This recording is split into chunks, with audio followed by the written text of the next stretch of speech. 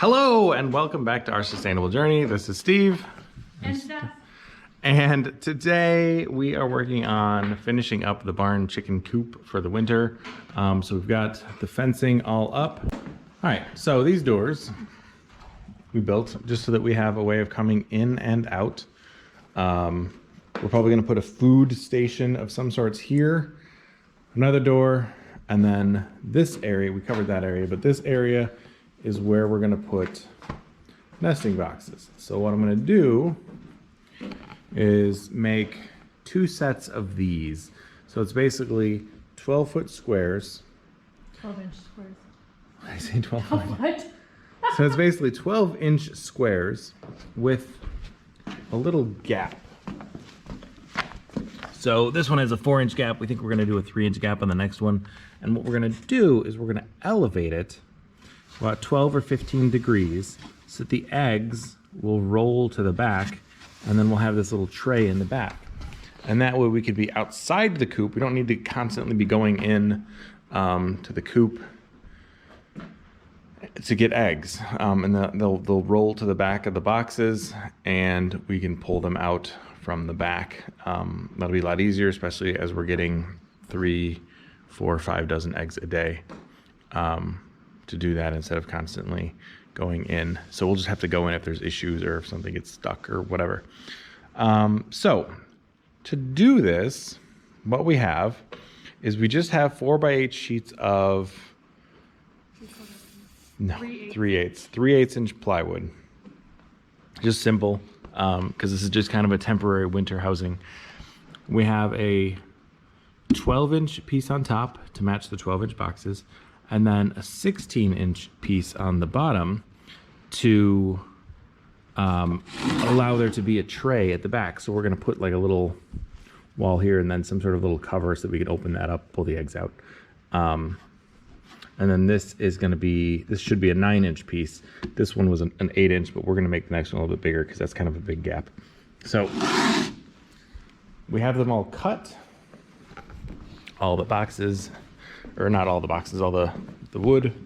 So we cut up a bunch, 7 to be exact, 12-inch by 12-inch, one 16-inch by 8 feet, and then we have the other 2, the 9-inch and the 12-inch are sitting over there just waiting, and we are going to staple this all together, and we will be right back after that. So just some wood glue and some, what size are these? 18 gauge brad nails. This is what we are using to connect it all together, because it's so thin you don't want to use screws. And now we will slap the top piece on. This is going to be the 12-incher. It'll go along the top here. So just wood glue and brads. Okay, so now we've glued up and brad nailed in the 12-inch piece, and then we're gonna take the 9-inch piece and put it across the back here of the new egg boxes. All right, then we put the back on, and all we need to do now is build a little stop to prevent the eggs from rolling off the end, and then we'll put sides on them after we stack them, and that'll be it. They'll be done. So we were basically just able to take a piece of scrap from cutting this this board here and use it as the back wall, so when the eggs roll out, they don't roll onto the floor. So we slap that on there, and then we'll do one to the other box that we built, and then we'll put them in place.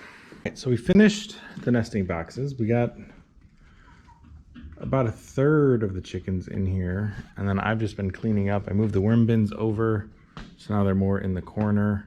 They were kind of haphazard, but I didn't have a way of getting the tractor into this part of the barn.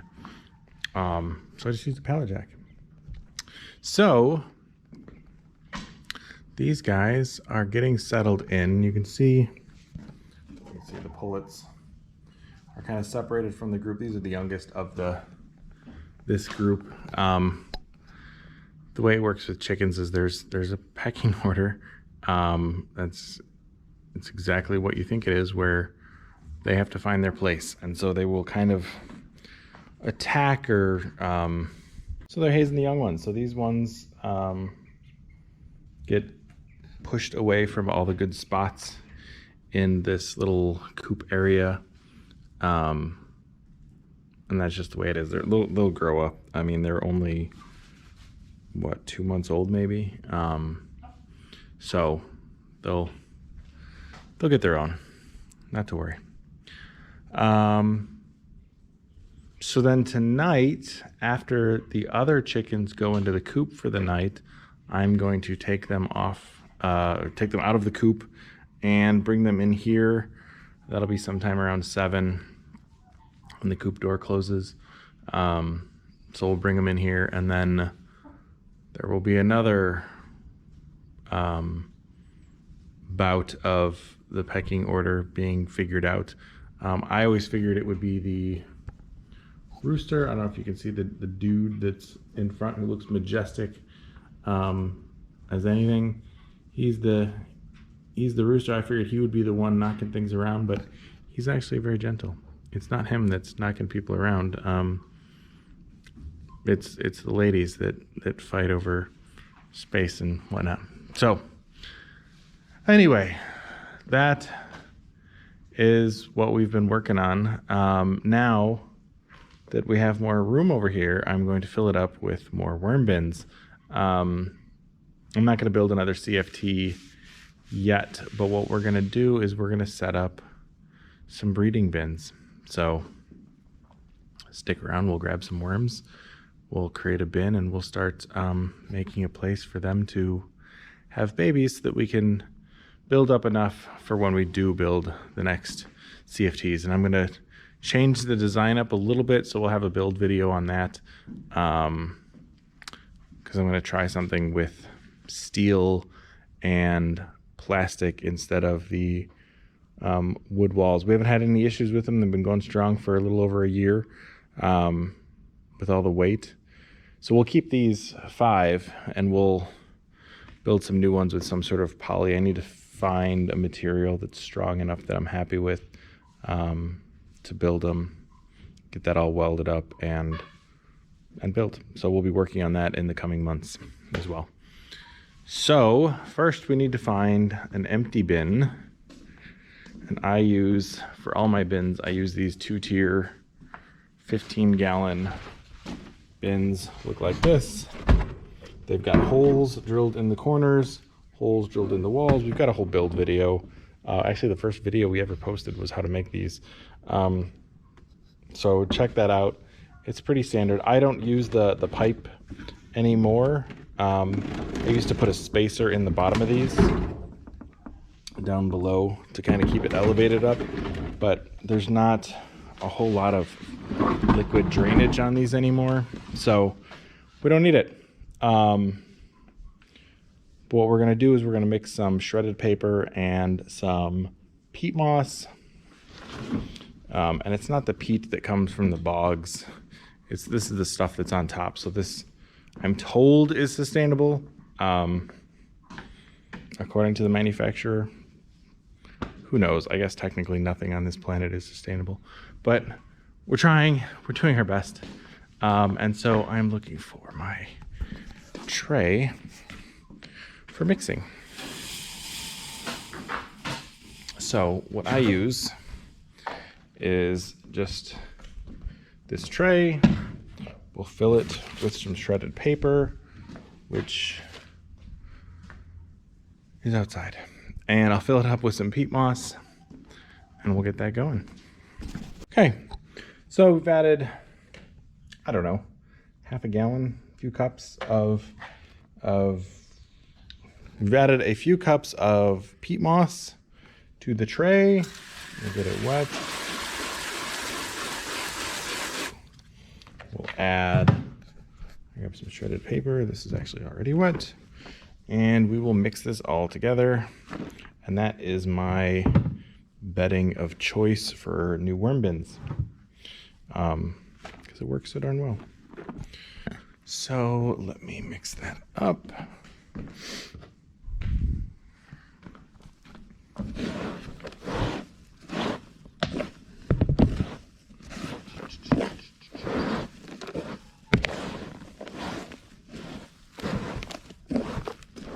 We clearly need more water in there.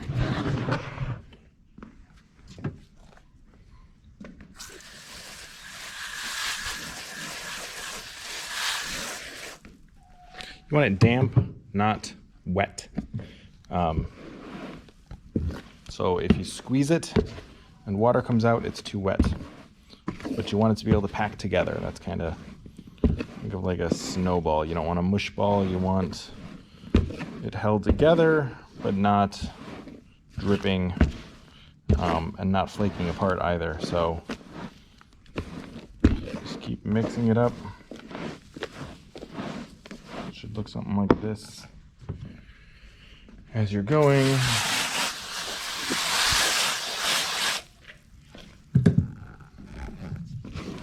And you don't necessarily need like exactly a certain amount of one thing over the other as far as peat moss or the shredded paper, or the one thing that the reason I don't like using cocoa coir is because of salt content. I just heard some bad things about it, and it's common. There's probably nothing wrong with it, but for my purposes, for what we're doing here, we want to be able to use as much of the stuff that we already have here. I don't like buying stuff, so I'm still using peat moss that I bought 4 or 5 years ago, I think. I don't think I bought a new one in a while. And as soon as I run out, I'll just switch it to just using shredded paper, shredded cardboard, and probably the cow manure that we have from the pasture, because that's nice and easy and free, and we have plenty of it. Because that stuff's good too. But we just use it in our compost because it does really well. Because I know what the cows are eating, and so that means I know what is going into my food that I'm eating. So, all right. So this looks pretty good.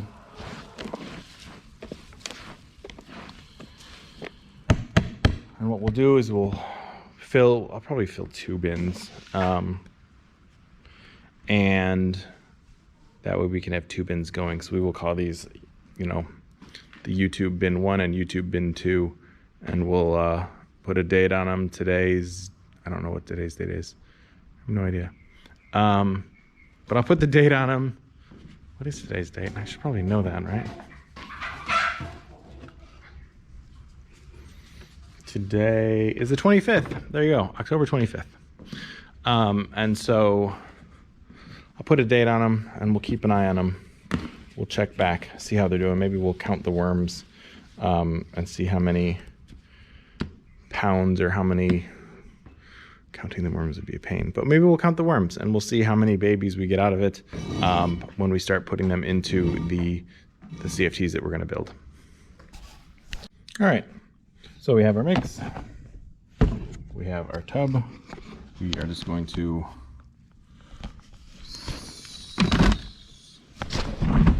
scoop it in. See if I can get you to stay put.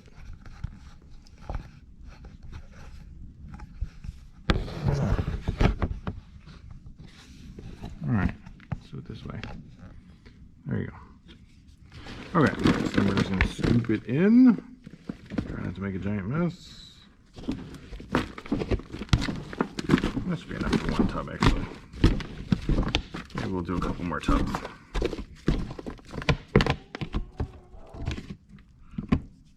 All right, spread it out a little bit. For the cobwebs, this has been sitting for a while because we don't use these tubs anymore for these types of purposes. So they sit on shelves until we can use them. Okay, so now, just like that, now we'll add the worms. And we want it low. You don't want this, so this is like an inch and a half deep. Nothing too crazy, because you want the worms to be breeding. You don't want them to be far away from each other. That's like my big thing is keep your worms close. If you're trying to breed. If you're not trying to breed, it doesn't really matter. So there we go.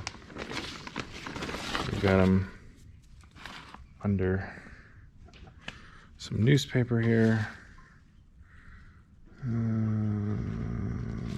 Here's a big ball of them. They found this potted plant and they decided to make it their own. So I should just take this whole thing and put it in there. There's a lot of them in there.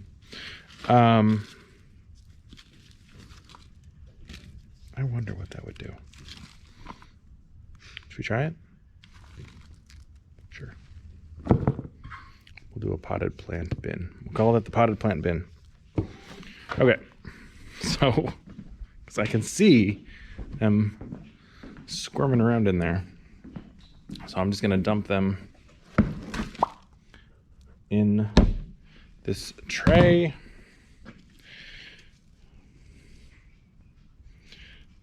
And they've all managed to get into the center of the root ball. It's kind of hard to tell how many there were. But you can see a whole bunch, there's a whole bunch of them in there. All right, so this bin is gonna be the root ball YouTube bin. We'll put a label on it with today's date and we'll check back on it every week. So what I'm gonna do is grab a lid and I'm gonna grab some newspaper.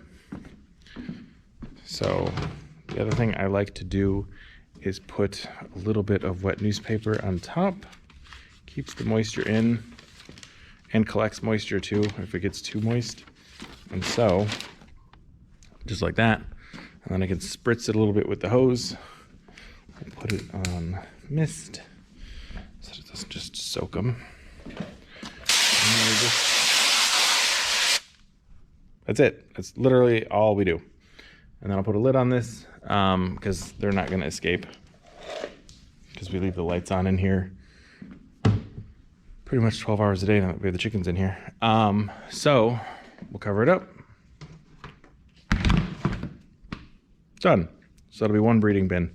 I'm going to make 2 more. I'll get them mixed up. We'll find some worms and I'll show you that in just a second. There you go. YouTube. Oh, that sounds kind of weird, but that's a breeding bin.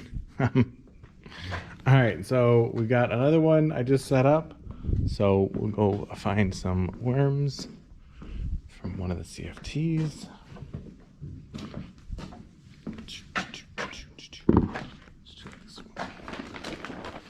Yeah, there we go. Hanging out on those corn cobs.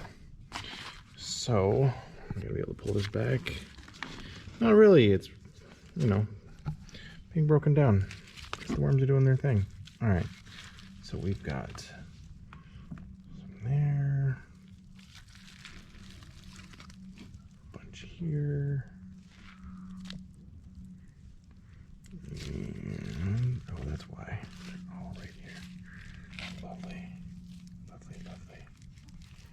All right, and that should be plenty for this bin's purpose. So we'll go dump them in it. And then I will make up one more. And that should be plenty for feeding into some CFTs. There we go. Come on, dude. There we go. All right. So we'll add some newspaper on top.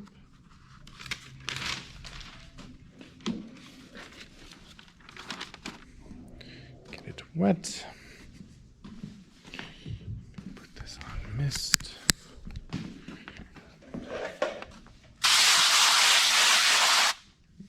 And there we go. All right, so we just hit 650 subscribers to the channel, which is awesome. So that's what I'm gonna call this one. And we'll see where we're at. when we check in on it. All right, there you go. YouTube, 650 subscribers. So now we've got one more setup. Let's go find some worms. Go back here. This was actually a really good bin for having a lot of worms in it. So there we go. We are all in one spot. That makes this very easy to do. And let's see.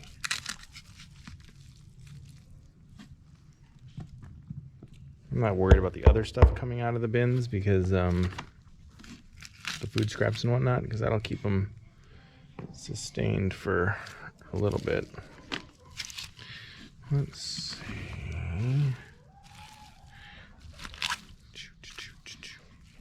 There's some more. Get those in there. All right, that should be plenty. Oh my God, jackpot. Right here. There's a few more here. Grab those guys.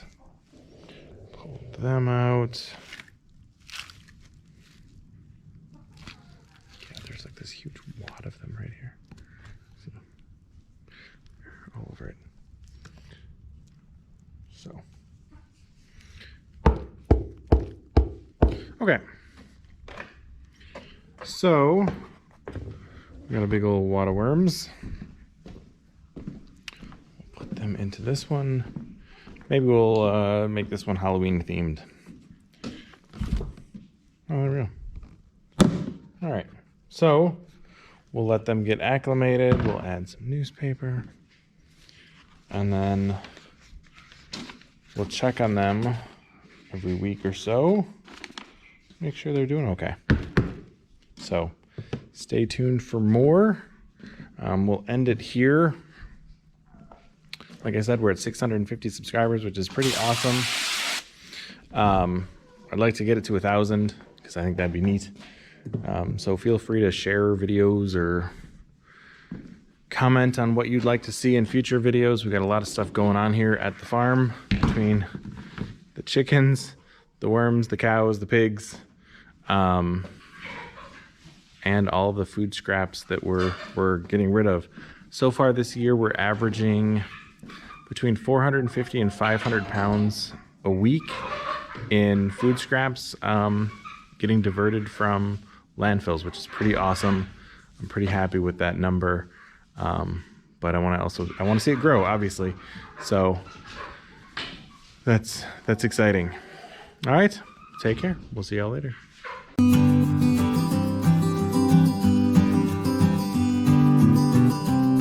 And it's raining again. Anyway, so I just got back from the store and I picked up 2 sheets of acrylic. It ends up being, it's blue right now because it's got a coating on it. It's clear. What I'm gonna do, I've been wanting to do this for a while because we do a lot of stuff where I'm trying to show you what's going on in the worm bins and you can't see. So I'm gonna make a clear worm bin. I think that'd be kind of fun. So if you made it this far, congrats. That's the next project, is a clear worm bin. We'll see, these are 4x4 sheets. We'll see how big of one I can make so it's nice and easy to see everything that's going on inside. All right, thank you.